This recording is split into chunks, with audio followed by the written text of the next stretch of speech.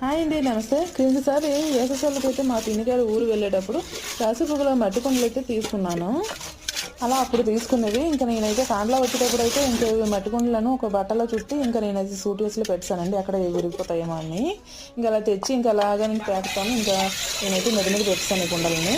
ఇంకా అలా అండి, ఇంకా సంగతి పంటకది తీసి ఇంకా వీటిని నీటిలో పెట్టి ఇంకా చూడండి బుడగలో ఇంకా నుంచి ఇంకా నెమరైన తర్వాత అవి బాగా కడిగి ఇంకా ఎండలో పెట్టాను. నీరు ఆరిన తర్వాత అయితే ఇంకా అవి తీసి ఇంకా కాస్త నూనె వేసి మొత్తం లోపల బయట అయితే బ్రష్తో ఈ విధంగా రాసుకున్నాను. ఈ విధంగా అయితే సీజనింగ్ అయితే చేసుకున్నానండి. నేను ఎప్పటి నుంచో అనుకుంటున్నానండి మట్టి కుండలకి తీసుకోవాలని. ఇలా నేను మా పిన్నల ఊరు వెళ్ళినప్పుడు అయితే తీసుకోవడం జరిగింది.